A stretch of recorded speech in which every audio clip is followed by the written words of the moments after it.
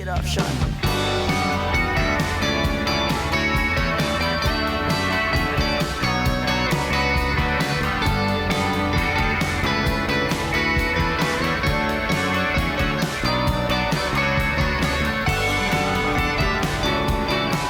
What's up, everyone? Welcome back to another week here of Let's Talk About This Way. I am super excited. I got my good friend here, Mr. Mikey Contreras. Did I pronounce that right? Contreras, yeah. Contreras. Yeah, you can say Contreras. I tried putting a little fling on that. That's fine. Or some of you may know him as Miho, because I still remember that.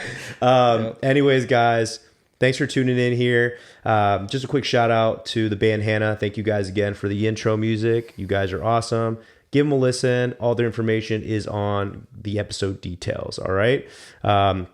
Mikey, welcome, man. How you feeling today? Doing great, man. Thanks for having me. Absolutely, brother. You look good. Appreciate it. You look good. I tell you guys, I got to meet Mikey, boy, how many years ago?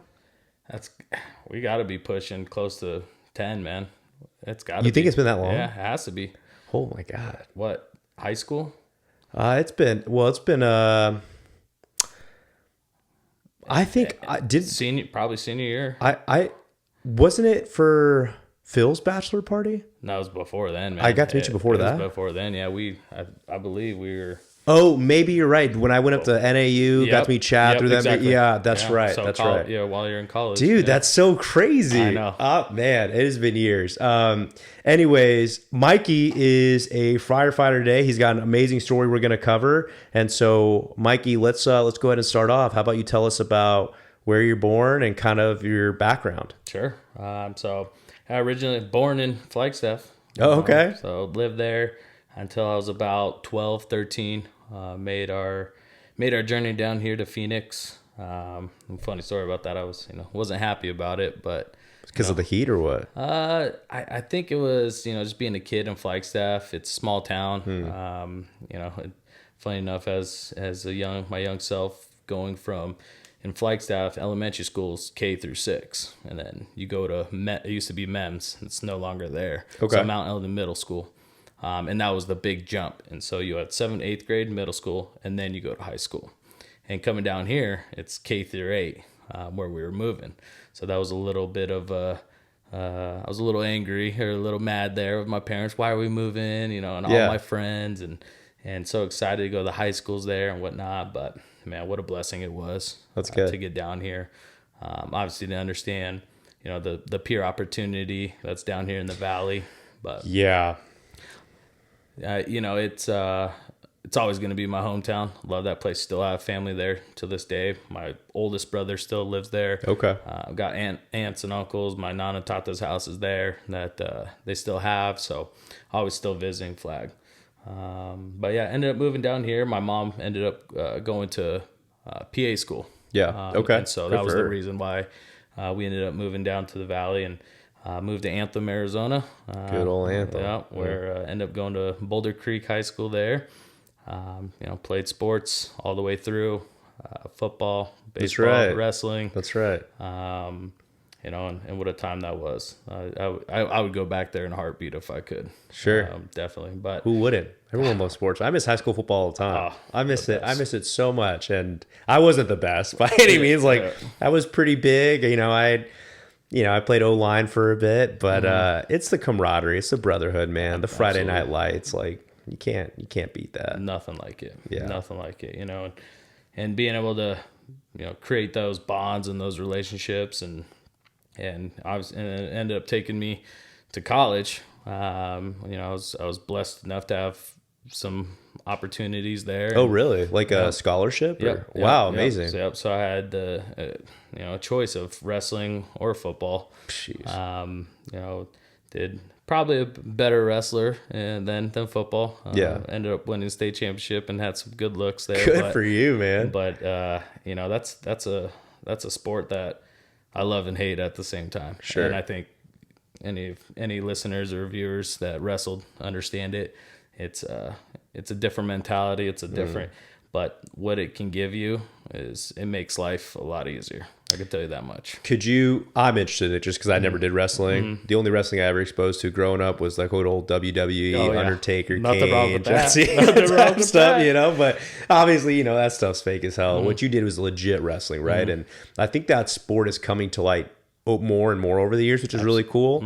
But what do you think? Obviously, I know what football brought me in my life, right? Especially with like camaraderie, brotherhood, networking, talking to people, right? Building relationships. That was huge for me within football. What did wrestling teach you? So many different things. Okay. Not all the things that you mentioned, and just like football. And that's what I loved is being wrestling and football because they go hand in hand. Sure. Wrestling made me a better football player. I can't say football made me a better wrestler. Sure. But it would be the self-discipline is probably number one. Okay. People understand, they see wrestlers, run in, they see them sweating, they see them put on the trash bags or the sweats, right, things like that. And that is all true. Wow. But the mental toughness it takes to get through, whether it's a practice, not being able to make weight, which is very popular right now, UFC, mixed martial arts. Yeah. It's very similar, but they all most of them, the greats come from a wrestling background. If you look into it. Sure. But not only being there, it's a team sport, but you got to do good and be prepared, be disciplined for yourself to do something good for your team. Right. And so it's not all about you, it's about the team, but at the same time you have to do the right things to get there. Sure. And to make not only yourself successful, but the rest of your team successful. And just showing, I guess I learned that your body can go extremely far, and it's a lot of the mental piece of it. Yeah. And not quitting is what really set me up in life, to be honest. But also what I learned is that you can push yourself farther than you'd ever expect. I love that, brother. I firmly agree with you, man. I think high school sports in general, and I think maybe more specific, I love what I'm hearing about wrestling. Kind of wish I would have done that, but I don't think my high school team had a wrestling. We were a private Catholic school, but football. So we're talking about your football and wrestling, right? And dove a little bit on wrestling.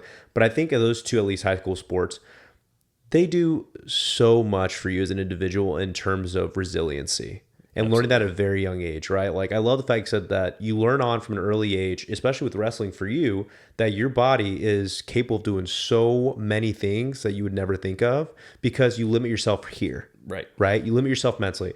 Oh, I can't do that. Oh, I feel like I'm going to puke. I can't do it. Get it done. Yeah. Okay. So what? You puke at the end. So what? But you push yourself. Exactly. And don't you feel that? Oh my gosh. Yeah, I can do this. And that brings that whole different self-confidence that just skyrockets you. Right. Absolutely. So I love that, man. And I'm glad that that's what it did for you. And then you're talking about wrestling being a team sport, but also there is an individual aspect to it too, because it's not all of you on the mat at once, man. No. It's you on the mat, right? It's you against somebody else. So you're contributing for the team, unlike an actual team sport though. Like basketball, you're all 5 on out there, right? Football, all 11's got to execute or you're going to fail to play. Correct. Right? But this is, I'm on the mat. We're all together here for camaraderie, but at the end of the day, I pull my own weight on this. Absolutely. For the team's success. Yeah, and it's you, more often than not, it's you against yourself. Yeah. Especially if you put in the work, you did the training, you listen to your coaches, your mentors. It's really you, and not saying that you don't lose a better wrestler, but there's great wrestlers that lose to not as technical wrestlers or anything like that, but they believe, they put their mind to it, and they did it, Yeah. So it's something that you have to believe in yourself and not only do it for yourself, but do it for your team, because there is that goal. Yeah. That, you have matches where it's a whole team score, right? There's tournaments where, you're wrestling by yourself and you can be in one gym and half your team's in the other gym, but your team score comes together. Right. At the end of the day, it all comes back. Right. Gotcha. Well, I'm glad that high school sports played such a big role for you in everything you're doing now, right? Let me ask you this. Do you have kids right now? No kids. No. Okay. I'm just curious because we're going to the sports topic Right. real quick, and I think it's really important just for character development. Right. If you mind me asking, do you plan to have kids? Absolutely. Yeah, Love it. my wife and I are definitely something here in the future, looking to grow a family. Amazing. How important will it be for you to have those kids do something of some sport? Oh, it's an absolute Yeah. for me. You learn so much, and you've been in sports. Yep. And, a ton of our friends have been in sports, and I feel like almost every one of them. it creates this type of characteristic where you learn how to be coached. And I'm 32 years old, still being coached today. Of course. Which we'll probably get into later. But you have to be coachable, and I think that's very, very important. And be coached by someone different than if I have a son or a daughter, not just coached by me, but getting a different view, a different aspect in life. Yeah, absolutely. It's funny. I'm in this bowling league on Tuesday nights. Nice. And so a lot of fun. Guys, if I didn't feel any more like an adult in my getting more older, it's being in a bowling league. It's a lot of fun though. Kind of jealous. It's awesome, man. It's actually a lot of fun. A lot of people that I've told actually, like a lot of our buddies are like, "You doing bowling?" And it's like, dude, don't knock it till you try it. It's fun. But anyways, I was talking with a friend last night, and it's funny we're on topic of sports here about the coaching aspect of it, right? Like one of my buddies is a coach right now for one of the high school baseball teams out there, right? And we were just talking about our experiences more so in football, right?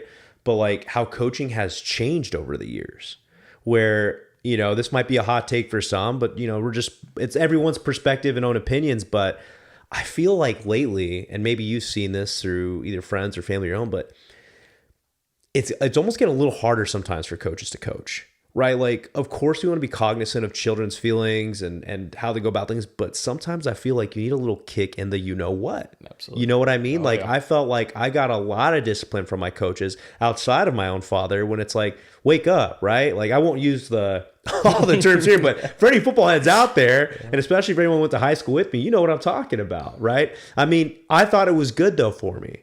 Did I hate hearing it sometimes? Well, yeah, because I don't want to be berated, by words, but it wasn't necessarily the word itself, but the passion behind the message and how much passion they're showing to you on like, we want you to get this right because you got potential, right? Like, I feel that in today's sports, at least from what I've been hearing and seeing, I could be wrong, but I am hearing a little more that we're moving away from that. Yeah. That it's kind of like, well, Johnny, I don't want to talk to you this way. Just keep it up, and you're doing fine. Out of the fear that a parent's going to get involved, like you're being too hard on my kid. Feelings will be hurt. You know what I mean? Yeah. It's it kind of goes back to that participation award. I'm not. Yeah, I'm with you on that. And I get it. I really do. It's a different generation. It's a different time. Sure. We can sound like some of those old heads out there, and back in my day, but things change, and you got to adapt. I get it, but yeah, there's difference, and I've helped coach, and you'll talk to Devin. We've helped coach his son's flag football team, and yeah, there's ways, and but yeah, sometimes you just need that little tough love. Yeah, and that's the best way to say it, tough love. Yeah. That tough love and that feedback to get them to that next step. Yeah. And eventually you'll get there, but I think definitely age comes into it. But you definitely see it and hear. Yeah. Even in the high school, college level. Yeah. It's even getting there. So yeah, that kind of makes you a little worried, especially on the college. All these guys are supposed to be pros soon. Yep. But I love your answer, brother. So I appreciate your insight on that because, I think it is true that, even though I'm saying this, like you're right, the world's changing, things are going on, and we have to adapt.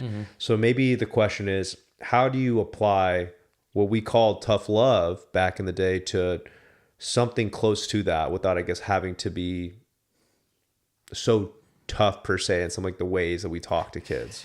that's a good question, man.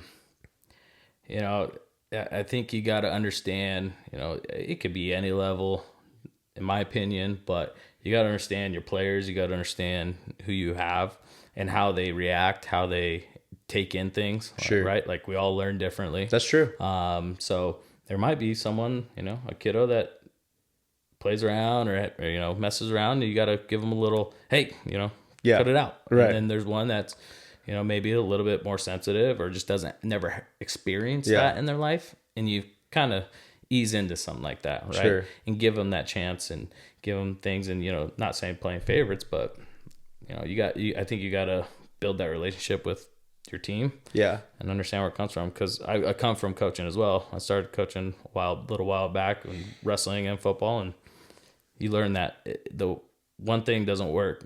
One thing may work for one, but you go to the next kid and it's completely different. So you just got to find how to connect what's important to them, how to make them better. Yeah. And I think that's how you become a good coach. Well, that's cool, man. I like the fact that you're coaching now too. I feel like that's just going to even set you up for more success with your own kid. Yeah. Because you're learning different styles in a way of parenting as you're doing coaching. You know what I mean? That's dope. That's awesome, man. Well, yeah. Let's talk about this. So you go to college on a scholarship for wrestling. No, actually, football. Football. That's right. You went football, right? I went football. Yeah, that's right. I did my thing in wrestling, and it's a different breed to go wrestling in college. And it wasn't my love. Football was my love. Football's love. And so I made the decision to go do that. I ended up getting a scholarship to Colorado School of Mines in Golden, Colorado. Okay. So if you're where the Coors Brewery is, it's a cool little town. Nice. And that was probably the first time I really faced adversity, major adversity. So it didn't work out. What was that adversity, if you don't mind me asking? It was, signed scholarship there. For any of you that don't know, it's an engineering school. It's very expensive. Didn't really, have the financial backing there, but was able to make it work with academics. And so I had a split, basically, academic and some athletic. And it just didn't work out. It wasn't a good fit. It wasn't the right fit. And so ended up coming back home for about a semester and ended up getting picked up by another team in the same conference. So ended up going to Colorado Mesa University in Grand Junction, Colorado. So both teams were in the RMAC. Talk about networking. The coach there actually coached my cousin. Oh, really? Yeah. And so they wanted me to go there in the beginning. I ended up choosing Colorado School of Mines due to the schooling, was going for petroleum engineering, and just what a life that could set up for me. But, it wasn't the right fit. It just wasn't it when you actually started getting into it. It wasn't it. It was, I did well in school, was able to even get there, but, to be honest, I was short a couple classes out of high school. So after I graduated my senior year of high school, had to go to school and had to take OChem and calculus. Oh, and that was a dark time. I mean, that was peer school. Everyone's graduated, having fun. You know, which never thought in my life that would be my, right before I go to college and what I anticipated. But ended up doing it and passing in a summer, and it was rough. But dude, just do that in the summer though too. It was not fun. Well, one, those classes are already tough itself. Yes. Right, but two, I don't think we got to emphasize the summer after graduating. Mm-hmm. You just put in your years knowing you're gonna be going to college next, and then you got to put in more time during the summer. I don't know. Yeah, man. Jeez. So I mean, you gotta do what you gotta do. I get it. Hindsight's 20/20. That's right, always. And I think everything happens for a reason. Very true. And so I put that in the past. It is what it is. Didn't work out. Okay. Another door open. That's right. It did. Yeah. And so you're telling me the next Colorado school you went to, and you said Grand Junction, right? Grand Junction. Yeah. What did you say? Colorado Mesa University. Yep. Your cousin played there too. He played at actually Shadron State. And the coaches.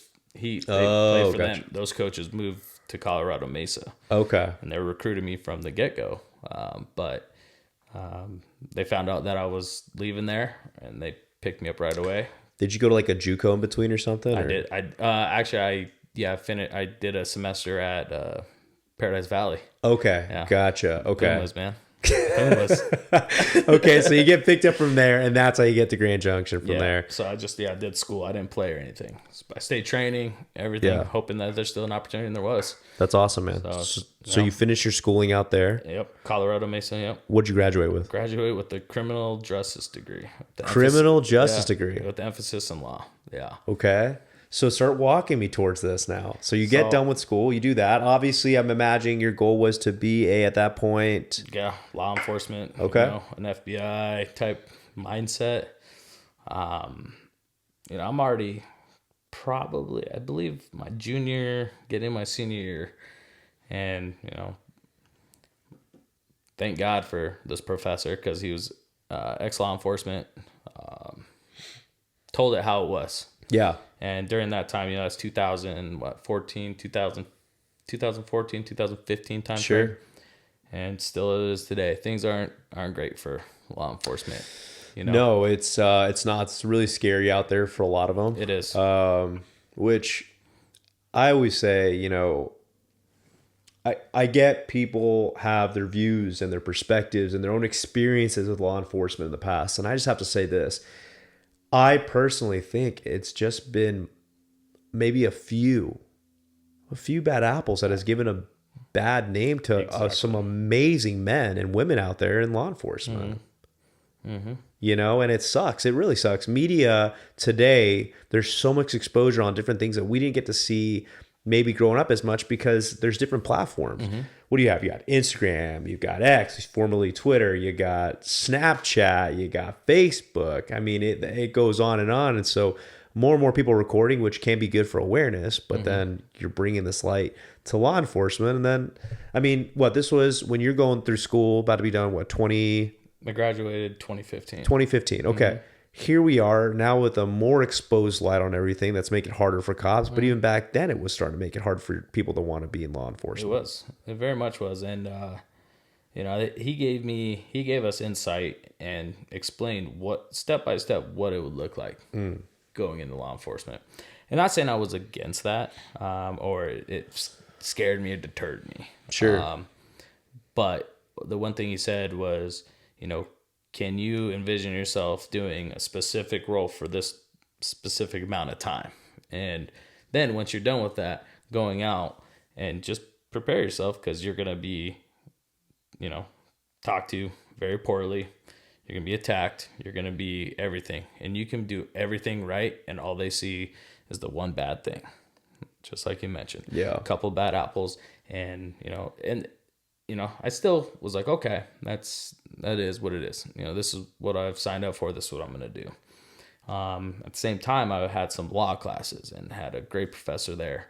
And, it's Division II in terms of collegiate sports, but it's a growing university campus. It was a blast, and they have a fantastic nursing program, fantastic criminal justice program. Very good. It was very impressive. Sure. I had a class, counterterrorism class, and you had to have good enough grades and had to pass a test to get into it. They only 30 kids or 25 to 30 students a semester could get into it. And you got in. I got one of That's those. awesome. It was amazing. It was ex-FBI, ex-CIA.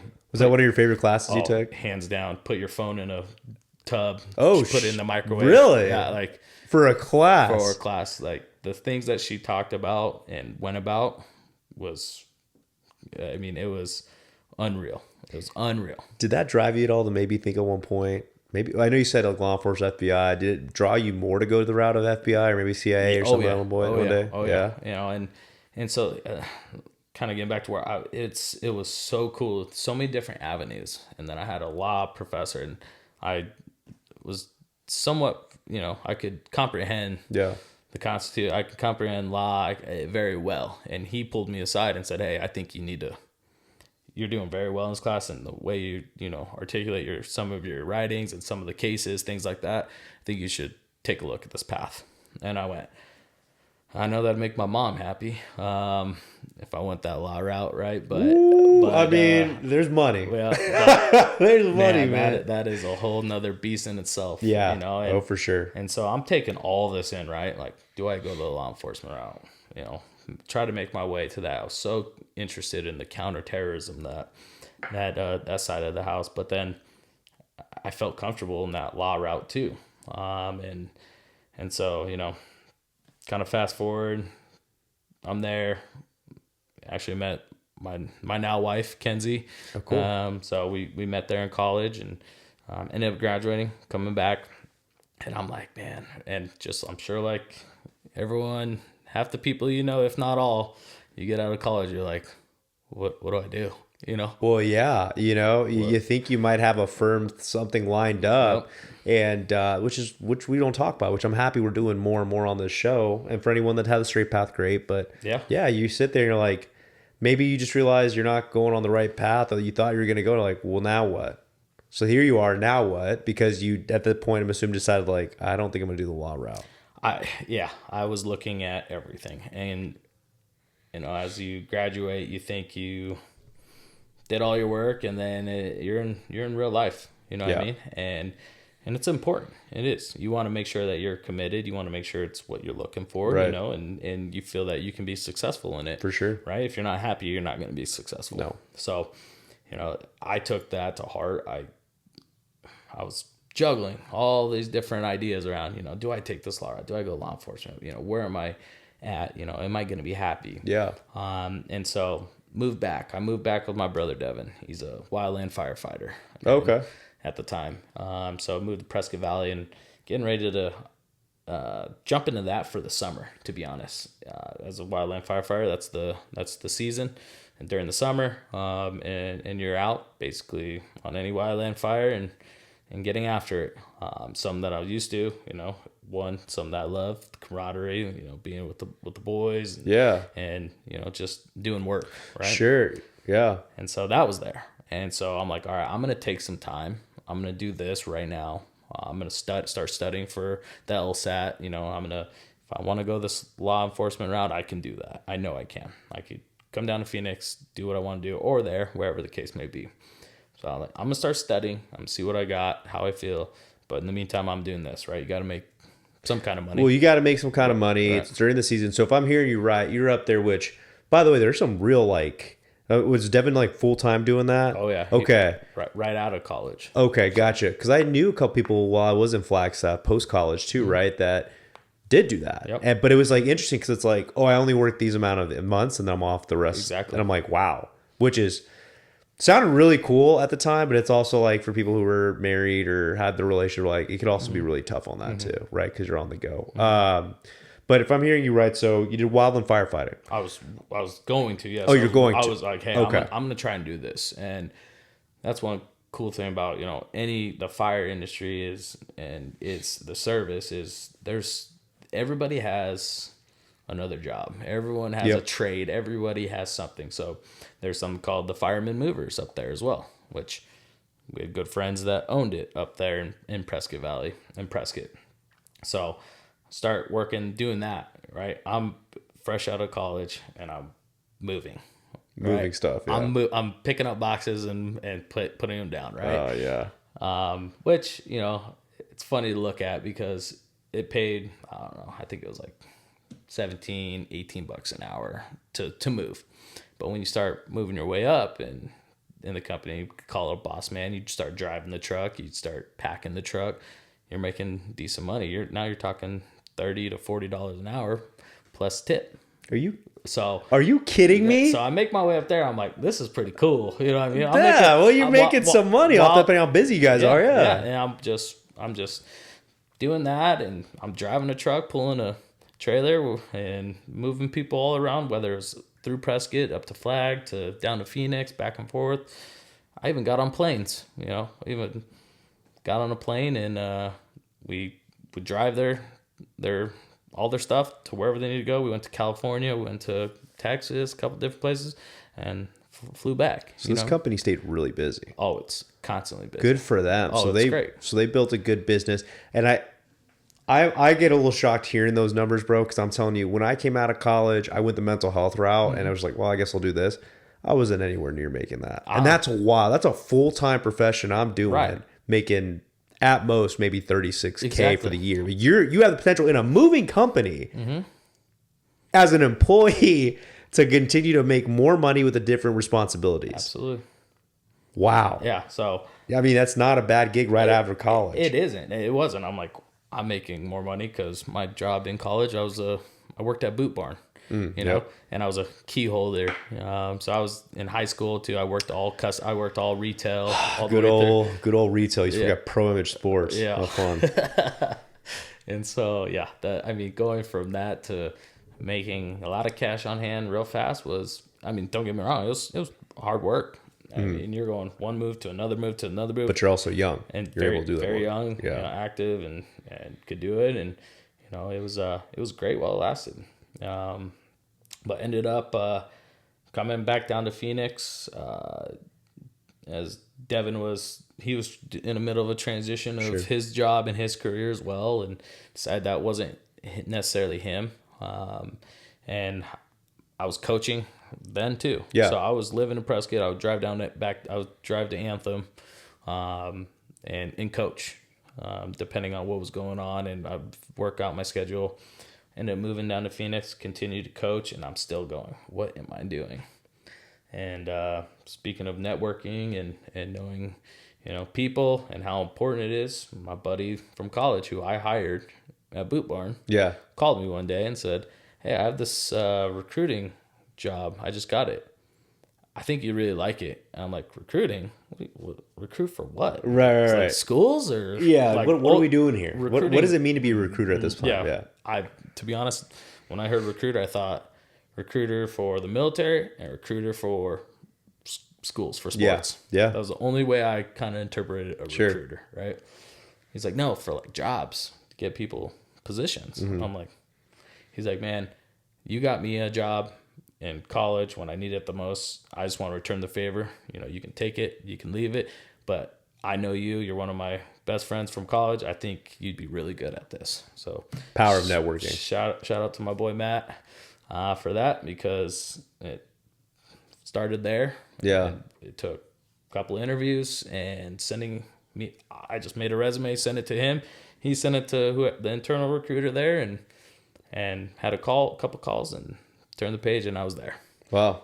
And so now starts your recruiter journey in the corp world. Yep. So this was 2016, 17, somewhere in there. I can't remember. Maybe 16.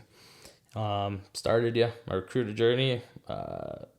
They understood that I was going to school originally for engineering, had a little bit of sense on it, so stuck me in there with recruiting for engineers. Okay. Manufacturing world, you name it. Manufacturing engineers, chemical engineers, design engineers, electrical engineers, across the board.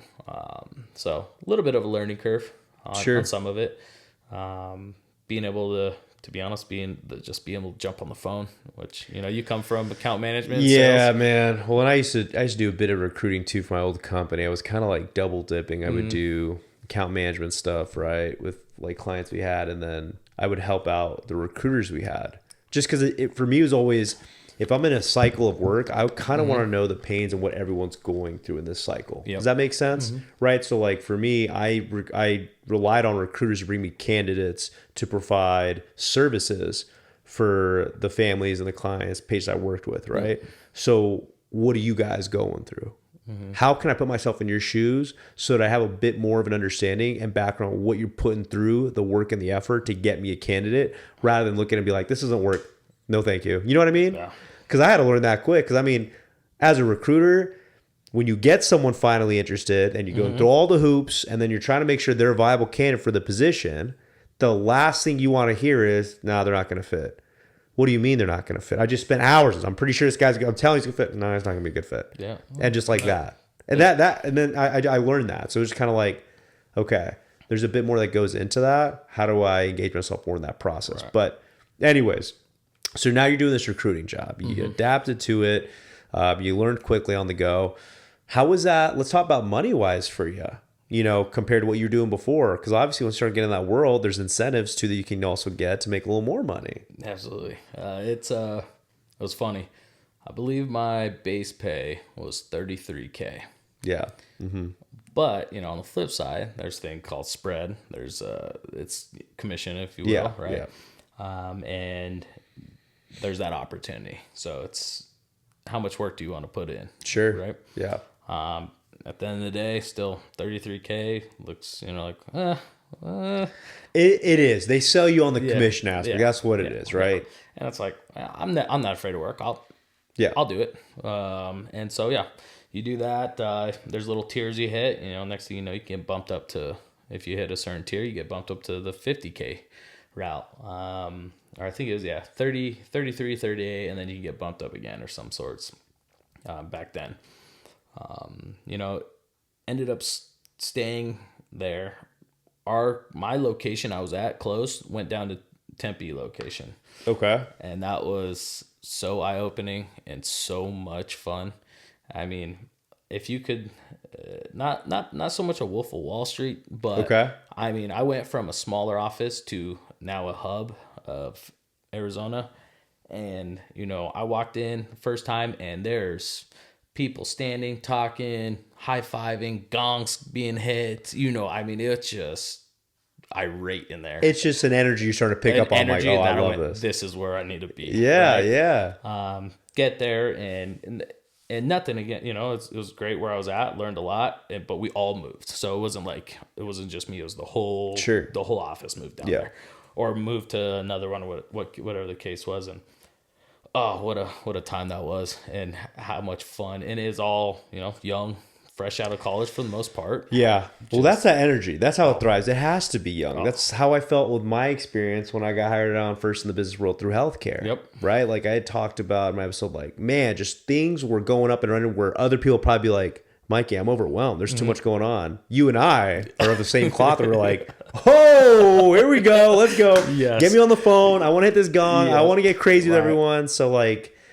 it's a powerful feeling, man. So it looked like once you moved to Tempe, you were more solidified that this is it. Oh, this is where I can see myself and the opportunity. I mean, a recruiter anywhere, you can make good money. Oh, yeah. Good money. Whether you're doing it for corporation or you're doing it for yourself or whatever the case may be, and they give you they give you all the tools. It's just the work you want to put in. Right. And so I did that, and I ended up promoting in a year to account management, which is account management, managing the accounts, managing a team, doing the sales. Like, basically, similar to what you get a bit of everything. Right? Yeah. I mean, you're still helping out recruiting, things like that. But man, it was such a good time. I mean, when we got promoted, they brought in the families to celebrate.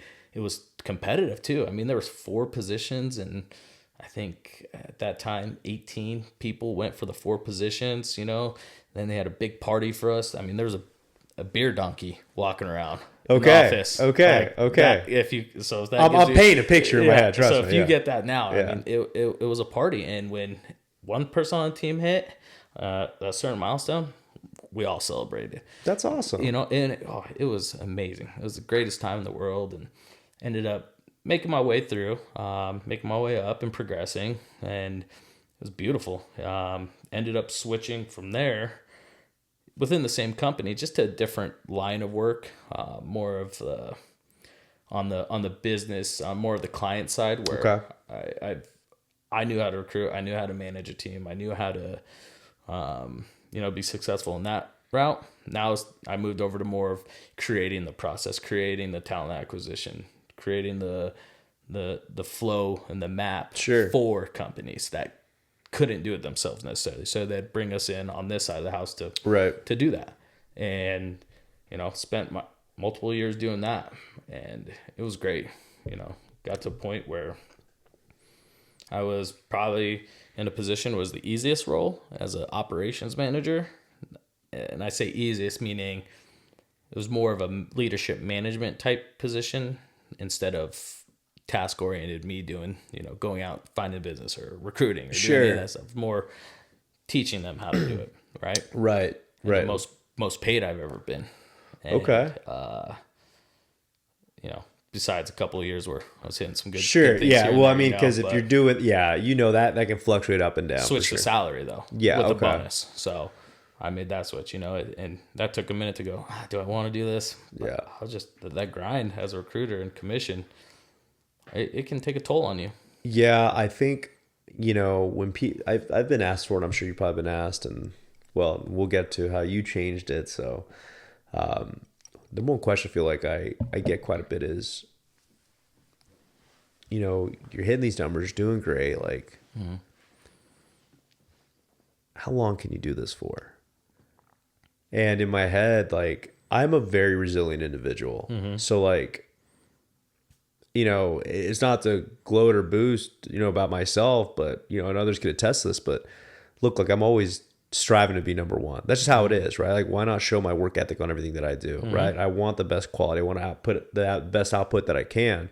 And so I consistently will continue to do that. But I had really deep reflection on that. And I was like, that question, how many years is it for me going to take to be like, I already know, like, as I get older, like, I don't want to be selling the rest of my life. That's for sure. I know that for a fact.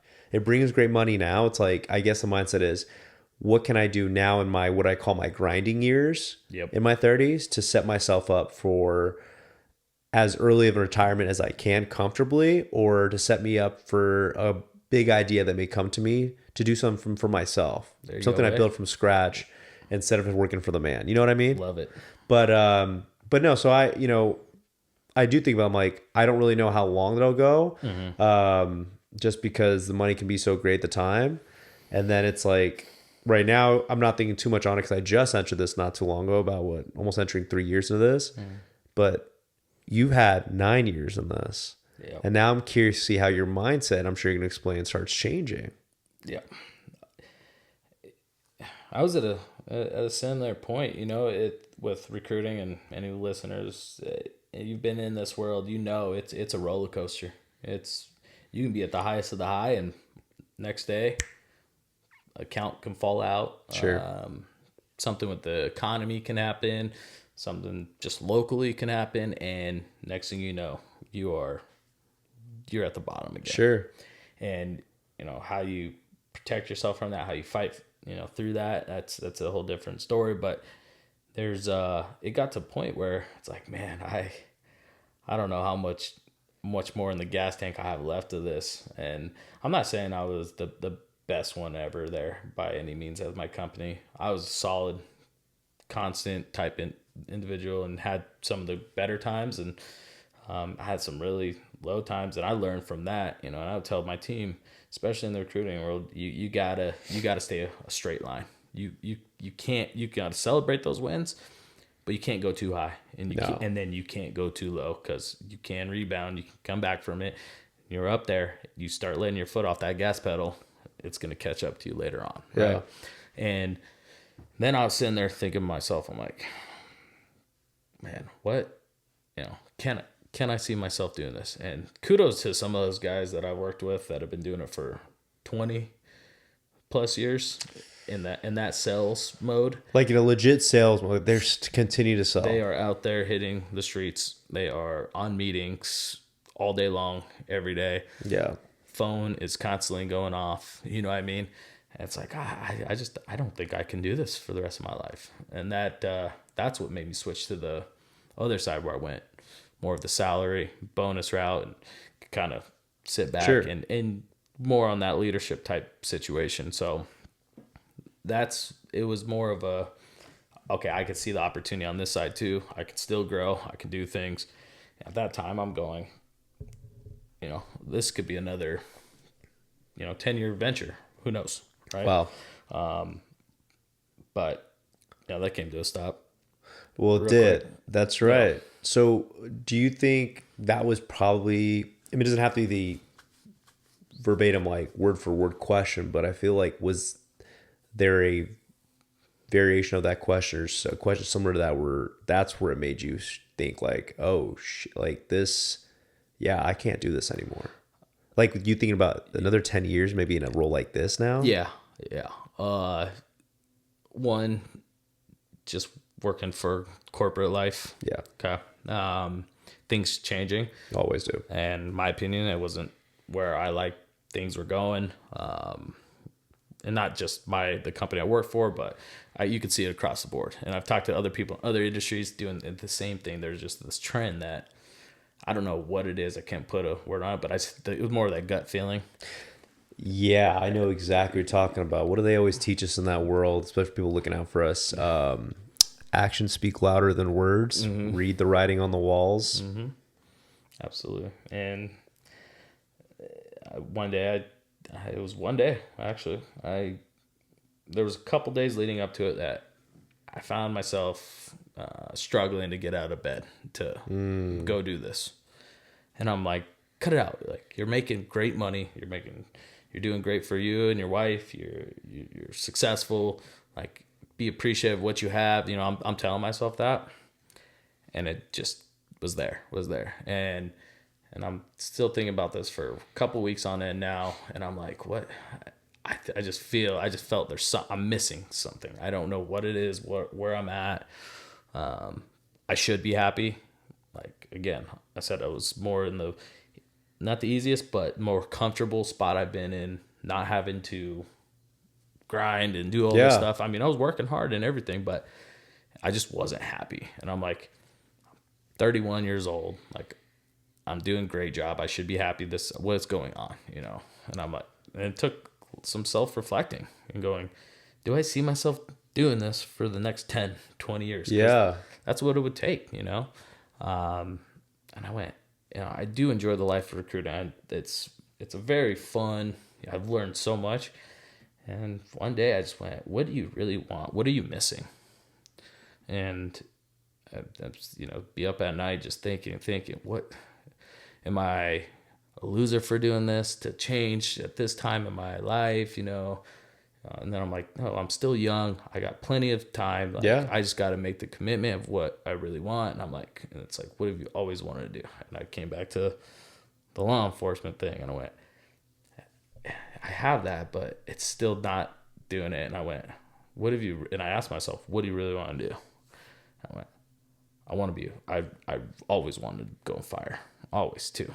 Even though I was where I was at, I was always wanted to go on fire. Devin was my, you know, he's my mentor in life. He was who I looked up to.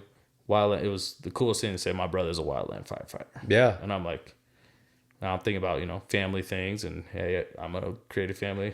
What do I want my kids to see me as? Yeah. What can I do to make them proud? You know, I'm like, what better than to make this jump? Yeah. And called my brother on probably, it was November of 23, and said, how much you think firefighters make this day and age? Well, I mean, it's an important question. Yeah, you got to go right there first. He said, not much. And I went, cool. I think I'm gonna go for this, because we kind of chatted about here and there, and it's funny. He had a dream about it. I had like these little things about it too, and he goes, I can't believe you just said that. I was thinking the same exact thing right before you called. It's a sign, huh? And I went, here we go. Signed up for EMT class. Started in January. Went all the way through. I got to ask you, brother. I love that you went for something that you felt really strongly about and a passion for, and now you're doing it. And you felt that gut feeling like, yeah, that's where I want to go.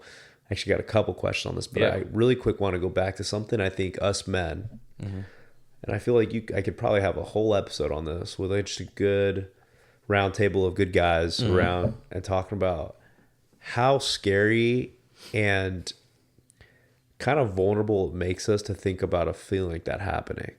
The feeling of like, man, I don't know what's going on. I feel like something's missing. Why am I not happy? You know, and you know, as a man, you're providing for your family. That's your stance in your life and your family and your role, right? Like you just said it. I'm providing for me and my wife. Like I got to make sure that I have things in place. You know, for you, when you started feeling that, you know, did you feel at all like, okay, this is like some alarm signal I got to talk to someone about? More so, maybe it was Devin, about like, why am I feeling this way? Yeah. You know what I mean? How long did you maybe sit with it for a bit before you started like talking about it with your brother? It's hard for me to put a time on it, to be honest, but I'm someone that's, to be honest, not afraid to talk about things like that. Good for you, man. You know, my wife knew I wasn't happy. But I had to do some self-reflecting on it because I wasn't treating, wasn't treating her bad or anything, but I wasn't being the best person I could be for her. Well, it's hard for you to do that if you're dealing with the strains in life like that. Yeah, my family, and it was, leading me down a place where I was just like, this is not what I expected from my life. This is not where I wanted to be. I confided in Devin, what, and he was in a similar boat, which is crazy because we've done everything together in our lives, and we're going through something very similar because he was in the mortgage industry, very successful as well. Yeah. And he did not like what he was going down, what was happening either. So he was in the same boat. So I was lucky to have somebody like that seriously. right next to me doing it. So we were able to talk, and there was conversations starting a business. There was conversations about what are we good at? I mean, just writing down a piece of paper. What do we like? Yeah. What are we good at? What can we see ourselves doing? Like almost like a vision board, I guess you could say in a way. So there's conversations like that for a while. He wasn't happy. I wasn't happy. He's always wanted to do that. I've always wanted to be in the fire service, and had some pushing from our good friend, little Felipe. But what's up, Phil? Yeah, what's up, brother?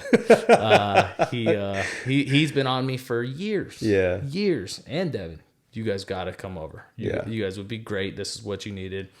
And he said it to me one time. Him, and not just him, but a few other buddies, and they're like, "Don't you miss like the sports life?" I'm like, "Oh my gosh, the camaraderie, the brotherhood, man, the brotherhood, the banter, I mean, just it was all right there. Yeah, you know what I mean. But sorry to go off on tangent there. No, that's what we do. Don't worry about it. But it's hard. It's hard. It did take me some time to go. This just to come to like accepting that I don't feel good. I don't feel right. It's not what I envisioned for myself. I feel like I am meant to do something in this world. I needed something to be, I wanted to make more of an impact. I wanted to feel a little bit more rewarded. I wanted that sense of accomplishment again in some way, shape, or form, I guess. Sure. I felt stagnant. I felt, I could go to the next level of where I was at, but I didn't want it. So won't change anything for you. What am I doing? Yeah. And that's where it came from. So yeah, for anyone listening, if you feel that way, you're not alone. I love that. Yeah, you definitely aren't. I wanted to touch on that just because, I've had a conversation with someone before years ago, kind of started talking about those kind of feelings, but in a more exaggerated sense, right? Mm-hmm. Like almost bordering that depression kind of feeling, which is wild to hear about in lifetime too, when someone's describing it makes you wonder. No, it does. Yeah. Well, yeah. And that's scary, right? Because what comes out of it, especially just as us, like, for me being raised in a pretty traditional household on things, mm-hmm. like men are supposed to be strong. Men mm-hmm. are supposed to not show any weaknesses. The list goes on of these things that show us our masculinity. And so I very vividly remember this conversation with this individual because it was about telling me these things. It's like, well, I just got to man up, get through these things. And it's like, well, pump the brakes a little bit, man. Like this sounds a little scary, and you're kind of isolating a little more. And as buddies, like when you're close to someone, or you just know them really well, you can start picking up even on like, why aren't they messaging much in a group chat, or why, mm-hmm. You know what I mean? Like you start getting these kind of things happening. So, mm-hmm. I bring this up just because I think it's important for people to know, like, it is so crucial for anyone, obviously, but just as we're talking as men, like, to reach out and talk about these things, and even better to do something about it, brother. Mm-hmm. Good for you, man. Thank you. I'm still so pumped, and you look good too. Appreciate you it. Look great, man. The firefighter life got you going, man. You have to, man. You have to.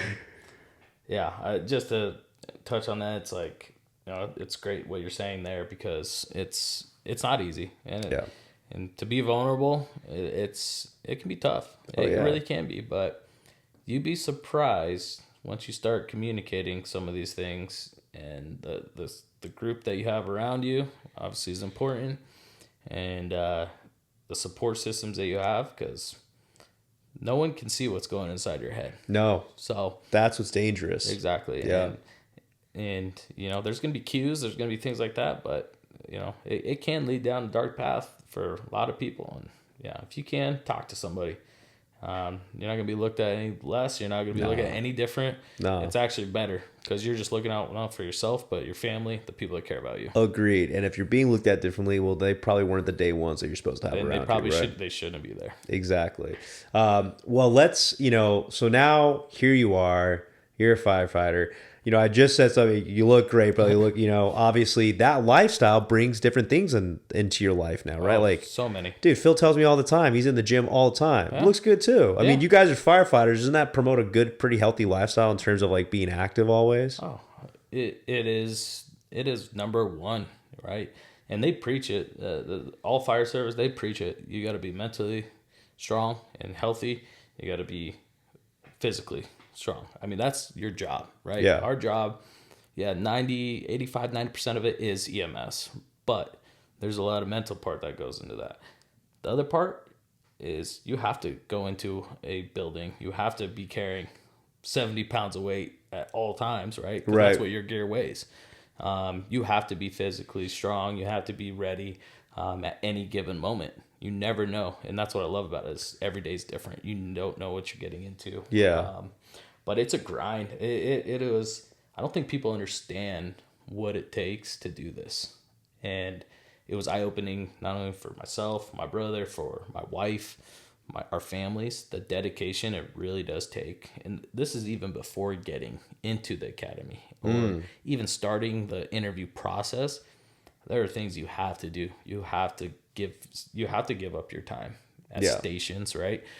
With some of the affinity groups or whoever you're working with, and spending time and understanding the culture, showing up for ride-alongs and being there, because it's a place where it's not somewhere where it's just like, oh, you want to be a firefighter, here Come you on go. in, here you go. Yeah. It's not like that. And I think there for a long time there was this, I don't know what you would call it, but an idea of most kids growing up see a big fire truck and I want to be a firefighter. Yeah. And it's another job just to get hired. Yeah, I believe that for sure. Even in the little experience I had thinking I was going to be one. And, That's right. Oh, You did think about and Phil's this, the same. huh? Phil's Well, listen, Phil, you can recruit some people, man. Yeah. Phil's a good recruiter. Totally. He sold me on the job too. And he was telling me, he was a big help in letting me know, like, you're going to want to, that's what the affinity groups. I think one of them is Emerald Society. Yeah. And I remember that. And hearing him talk about what needs to be done, I'm like, I didn't necessarily think it was going to be easy to get on, because I know I've always heard about like the wait list and people like, honestly taking a few years to get on. Right. There's a lot of different factors go into it, but I didn't realize how rigorous some of the stuff was, which I was like, holy cow, like they really want to know your commitment for this, which good for them, because I think that's legit. Like you should have someone fully committed to do this job. So what better way than to show those steps, right? Let me take it just a little bit back a little bit, Mikey. I want to ask, when you made the financial decision to go from what you were doing to fire, how was that talk? You don't really have to go too much into specifics of it, but we talked about, how much as a firefighter starting off you made compared to where you were at. Was that somewhat equivalent? Were you taking a pay cut? Like how was that conversation when you had that with yourself? Yeah, it's a major pay cut. Major pay cut. Okay. But I came to find out that, I did good for myself throughout Sure. my years, and Yeah. very grateful for time, not only the skills I built what I was doing, but the financial part of it built, set myself up Good for you. success. Okay. So I'm lucky in that arena, but yes, it was more than half pay cut by far. Okay. But I came to the realization that money isn't everything. That I had the money and I wasn't happy. So what's the difference? You know what I mean? Man. Yeah. And this I knew, from afar, this is what I want to do, and this is what's going to drive me. And it's not a position. It's not something you do for the money. you can always find other ways, which I do. I still recruit on the side. You know what I mean? Yeah, So okay. it's fine. But and every firefighter for the most part does that. Not Yeah. all of them, but most Most of them have side jobs. have a trade or Yeah. whatever they're doing. And but yeah, it's not everything. And feeling good and feeling happy, and that was more important to me than that. And there's great benefits being on the fire department. That's true. Pensions, the health insurance, everything. Oof, There you go. You know what I mean? So yeah, maybe right now you take a hit, and kudos to some of the guys that get out of high school or a couple years out of high school, go right into it, and huh? go right into it. Yeah. I mean, and bless their parents and their family that take them in and hold and let them sleep there at night and feed them and take care of them while they're doing it. Because yeah, it is a shame you don't see the financial part of it in the beginning, and you won't for a little while. Yeah. But it was it came across, but that was my, I guess, long-winded answer to what I told myself. Well, I think it's great, man. I mean, listen, not a lot of people, to be honest, would do what you do. A lot of right now in the world where money is driven by, I mean, a lot of things that are driven by money, right? That solution alone to say, okay, yeah, I'm cool taking a major pay cut and going to something I'm passionate about, can be really tough for some people to do, man. Like, I know for me, like, I love a certain way of life I like to live, but maybe I'll feel that, but then it's like, you'll never know unless you do it, right? And to those people now who are listening and hearing and watching, how happy are you now? It's hard to put in words how happy I am. I'm a different person. Wow. Definitely a different person. I can see it. I can feel it. People around me, my brothers, my sister, my wife, mom, dad, father-in-law, right? He tells me all the time. He goes, it's so good to see you this way. Because I wasn't just Mr. Grinch by any means, but I wasn't happy, and it was coming off that way at times, and I'd even realize it until a certain time. But man, it's just I love. It's not work to me. It's not, oh, I got to get up and do this. You know what I mean? I can't wait to go back to work tomorrow because it's fun. It's different every day, right?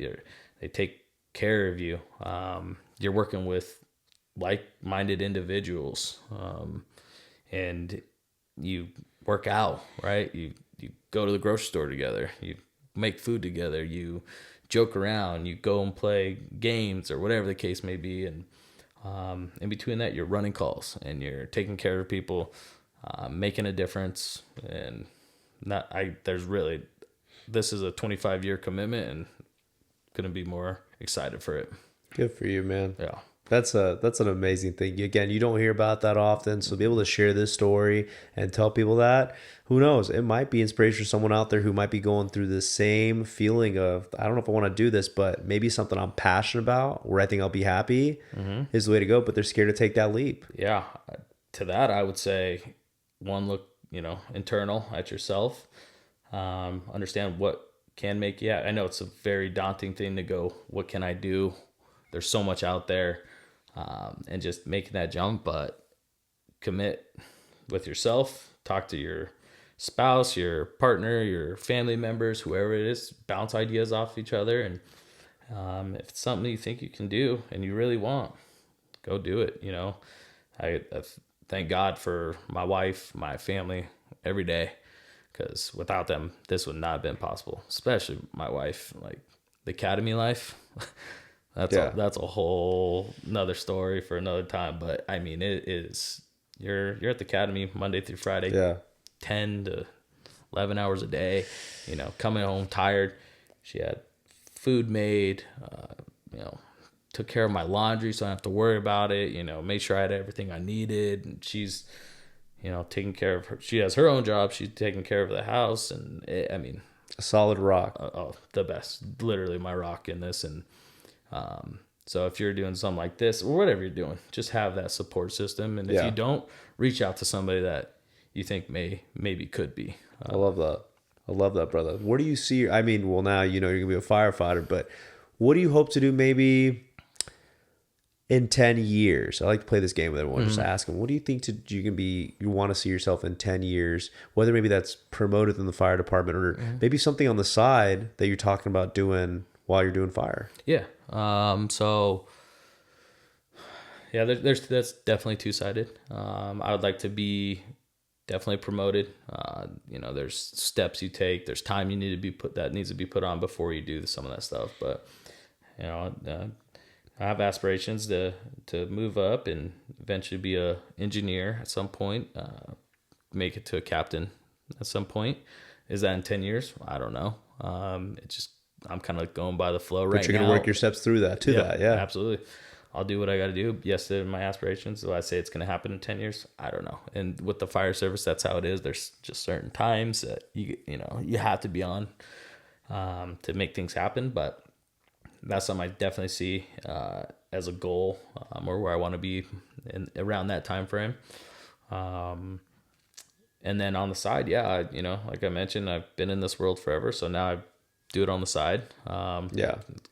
Thank God for the connections that you make throughout your careers. What this show's about. And I got friends and old bosses and people that, I've worked with for a long time that have their own things going, and able to work with them, and they're working with my schedule, being 24 on, 48 off. Sure. Right. And sometimes the 24 could be standing, which we call them. And the next day is tough to be awake. Right. And so you need to get some rest in, but so it's flexible. Yeah.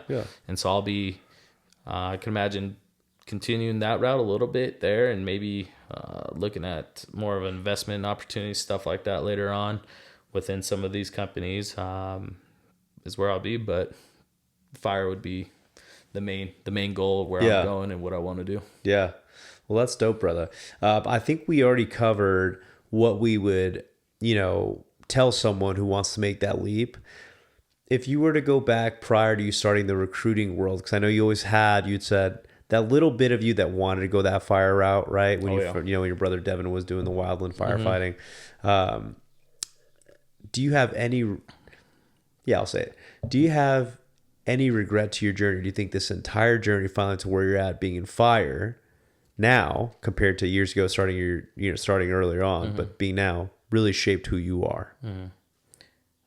It absolutely did. No regrets one bit. The relationships I made, the skills I picked up, the customer service, the ability to work as not only a recruiter, to being able to learn different leadership management skills, all the way to being a little bit organized and be able to handle certain pressure, and being able to adapt. And that's something that I think all of those things that I just mentioned carry into what I'm doing. Yeah. Right. It's the fire service we're customer service oriented, right? You have to have customer service. You have to treat people with respect and take care of them on their worst days. Right. Yeah. It might be something not that drastic to you, but it could be the worst thing in their life. Yeah. Right. And so you got to understand that and be human, to being able to manage your day and time and routine.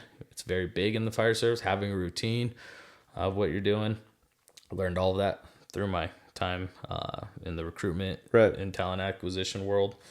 And to just be able to, I've always had that drive and be able to want to be the best, I'm going to shoot for the stars type mentality. But you really get tested in that. And I think it's going to continue on through my journey with fire, because it's only fun. And they say it all the time. It only gets better while you're, because you're in probation now, and it's, academy's rough. It's tough. It's long days, long weeks, long months. And then you graduate, and then it's a whole new breath. And then you go through probation. And once you're doing probation, now you are out there, and it's a whole new breath again. And then you just keep stacking and stacking and stacking. It's amazing. That's awesome, brother. So it's like your entire journey really shaped to where you're at now, and you being able to apply a lot of things you learned to the space in certain ways now. All the way through being in sports. Yeah. To school, to my career.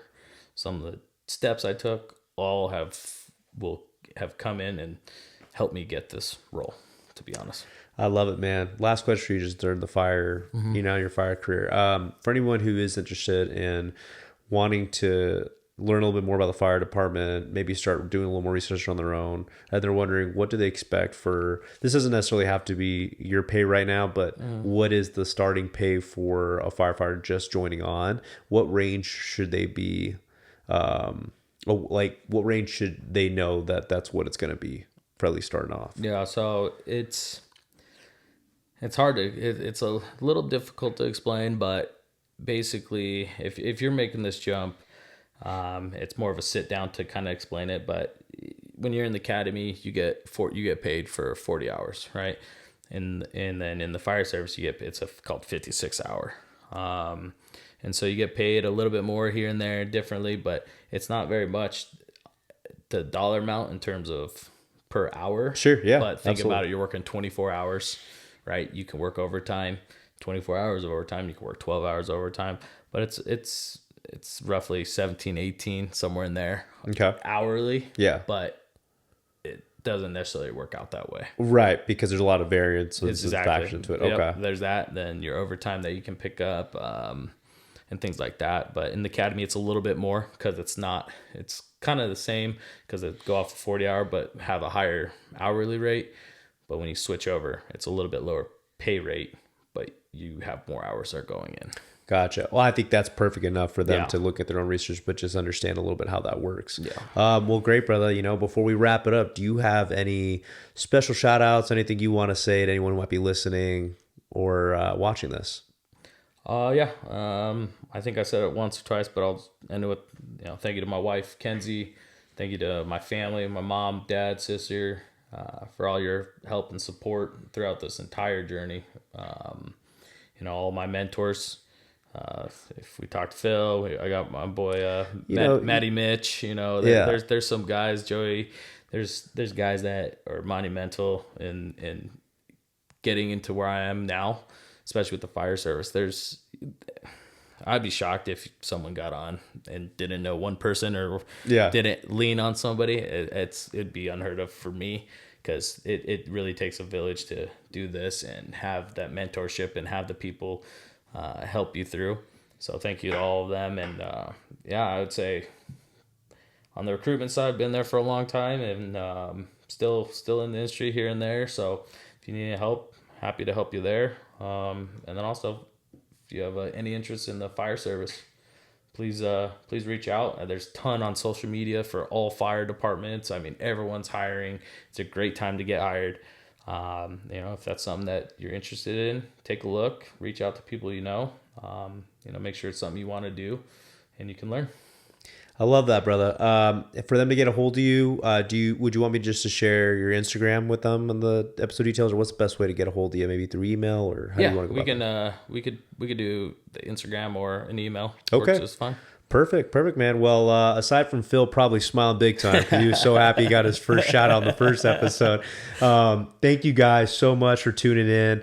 Mikey's story is an amazing one. You can always reach out to him, which is great. So not only just his story to share, but his time. Anyone interested, reach out to him.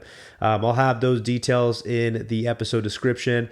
Thank you guys for tuning in another week here. Let's Talk About This Way as the outro music is going out. Just a reminder, that is the band Hannah. Give them a listen. That band from Simi Valley, California. A bunch of young guys out there doing great things. Thank you guys. And, I almost forgot. Don't forget to like, follow, subscribe. YouTube, Spotify, Apple Podcasts. Heck, let me know if there's another service I should put out there too for the podcast. Thank you guys so much, and everyone have a good one. Catch ya. Pretty good, huh? Cool, man.